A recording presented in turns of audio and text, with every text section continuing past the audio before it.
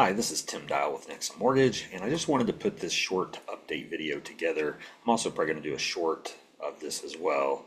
It's even going to be shorter, but in this video, I wanted to get into a little bit of what happened at the Fed meeting today and what it means for mortgage interest rates and things like that as we move forward. So I'm going to get into a little bit of that detail here. The Fed basically announced, as expected, we didn't think that they would cut rates today. We thought they would leave them the same, and that's exactly what they did. They're not making any movement on that. But there are some other things that they have announced that will impact the rates to some degree, or at least we're expecting those things to impact the rates to some degree. So I wanted to get into that a little bit here. I'm going to share a screen so I can get into this a little bit and go through it. So what they did do is they are slowing down the pace of its security holdings decline. So they're holding on to more of the securities.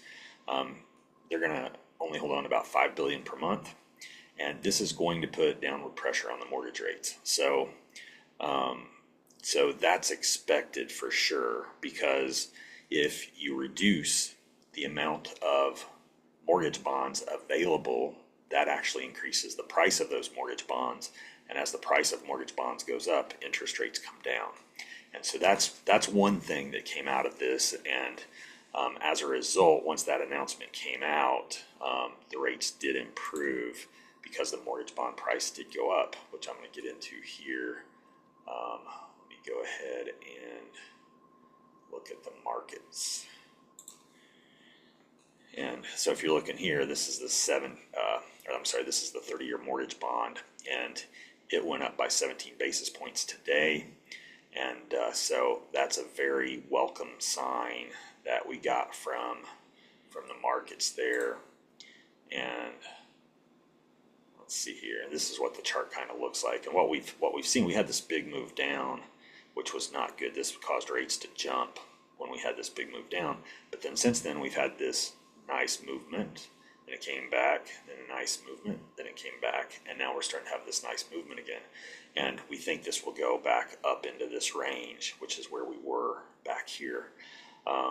This will put us back into a pretty good interest rate. Like if people who purchased a home like a year ago or so, they were buying a home for like 1 to 1.5% higher interest rate, then it will be in this range. So right now it's about 1% difference, but this will be like 1.5% difference here compared to people from like a year ago. So we've actually been doing some refinances lately as a result of that, because interest rates have gotten a lot better than they were a year ago. But we think that this is going to move up into this range because of, we actually got through a couple levels of support here, which is good. And we're kind of sitting on the 50-day moving average now. And hopefully we'll go above that tomorrow and keep this momentum going forward. And I think that's probably what will happen, at least in the short term through the end of this week. So it's in a kind of a nice place right now. But what we're expecting is that by the Fed doing this, the rates will continue to creep down little by little until they make their first rate cut, and that'll be a nice little jump, which we think that they're going to do at least 2 rate cuts this year.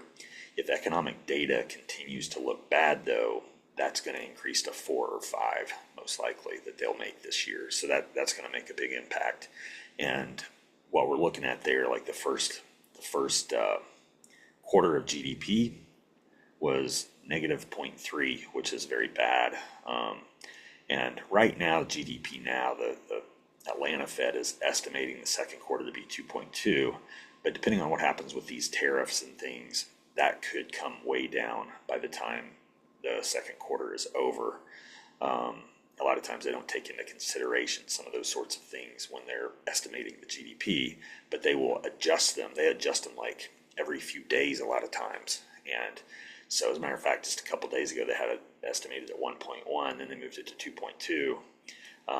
But if these tariffs kick in and it causes the economy to look worse, just like it did in Q1, then you're going to see them adjust their numbers to a negative number at some point. And if that happens, that's going to get the Fed's attention, because two consecutive quarters of negative GDP means you're in a recession. So, and that's something that the Fed wants to try and avoid, because once you're in a recession, then they want to try and keep maximum employment, but once you're in a recession, a lot of companies will lay off, and we've been seeing that already. UPS announced big layoffs. FedEx is laying people off. Microsoft's laying people off. So there's a lot of layoffs going on, and now you have a lot of these shipping companies are struggling because of the tariffs. So you have the ports of entry who are really struggling, and they're going to have to start laying people off.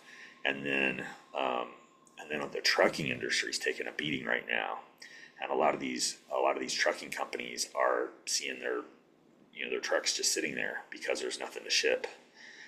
They usually pick stuff up at the ports of entry and then ship it across the country and things like that, So there's a lot going on there that the Fed's going to have to, keep track of and pay attention to. And if the data continues to look like one thing that they're looking at right now is that there's so much uncertainty with the tariffs, because they think that the tariffs will go away and that they'll negotiate some way of stopping it. And that's what the Fed kind of seems like they think will happen. But if that doesn't happen, and if they do stay in place, and if the 90-day pause ends and all this kind of stuff, and the tariffs go up, and we're not getting anything from China, all that kind of stuff, if that does happen, then the Fed is going to have to make more cuts than what they really wanted to. That could cause inflation to go up a little more than they want. But they have this dual mandate of 2% inflation and also maximum employment. But the unemployment is going to start going way up really quickly if these tariffs stay in place or even kick in more because the 90-day pause is over. So as a result of that, they would have to be like, okay, we have these two things working against each other. Which one's more important? And I think they would lean toward, okay, we have to cut rates to try to get the economy going again and try to get employment again, because that's going to be more important to the overall picture than inflation going up by like 0.5% or something like that. So anyway, that's what's going on right now. I just wanted to put this quick update on, kind of go through some things there. But as far as that goes, I do expect that the rates will continue to creep down little by little, and we'll just have to keep track of it. And what I always do is I always try to lock people, especially on a refinance. We can afford to be patient. So I always try to lock people at the most opportune time, and I keep track of it every single day, looking at those charts and what's going on, and try to make sure that I lock people when it's the absolute most opportune time to do so. So anyway, that's pretty much it. Wanted to cover that very briefly. If you have anything, any comments or anything, feel free to reach out to me or make comments in the comments section, and I'm always here to help. Thanks.